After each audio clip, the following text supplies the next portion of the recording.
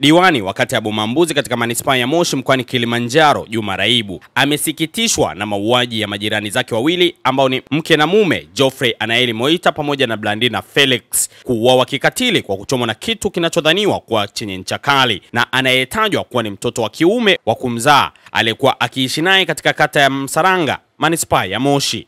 Kwa majina ya Juma Raibu, ni diwani wa kata ya Bomambuzi manispaa ya Moshi, lakini pia nina makazi hapa Msaranga kwa maana nina eneo langu hapa.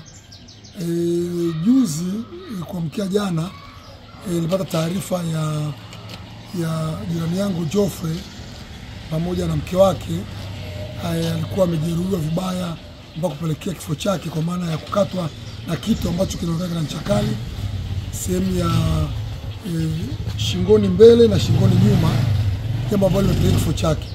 Lakini pia mtu huyu kama ambavyo polisi wameeleza vizuri, bali naye kufariki pia mke wake alifariki.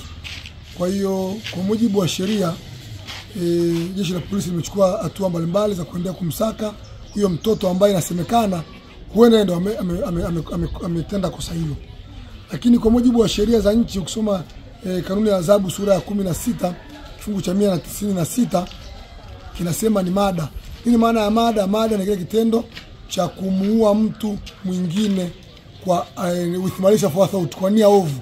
Kusoma section 205 200 nasema with malice aforethought. Kwa hiyo mimi kama diwani wa manispaa ya Moshi na jirani, kwanza kabisa nitoe pole, lakini la pili tumeendelea kumsaka jeshi la polisi popote aliko ile kijana, sababu baada ya baba na mama kufariki na kuonekana baba amekatwa mbele na nyuma kwa maana ya shingoni, yule mtoto alikimbia wa kiume.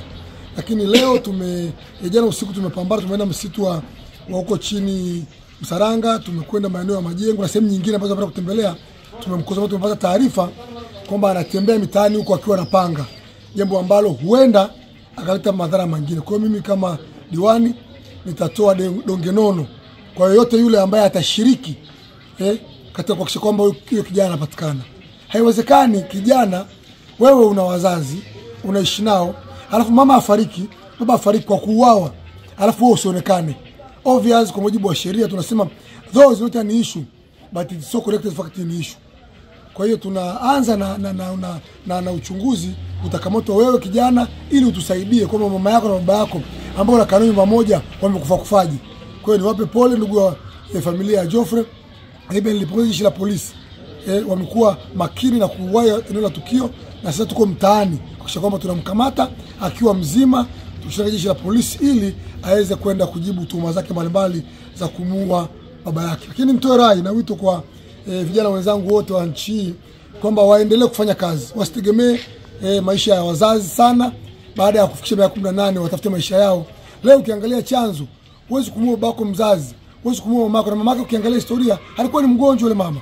Alikuwa anampitia wala msalimia, alikuwa ni mgonjwa lakini amefariki, na tulimwangalia tukaona hana jeraha lolote, lakini huenda labda alikabwa au alikufa kwa mshtuko baada ya kuona mume wake ameuliwa. Kwa hiyo tunaendelea taratibu hizo na kumsaka popote alipo ili haki itendeke baada ya mtoto kuua wazazi wake wote wawili.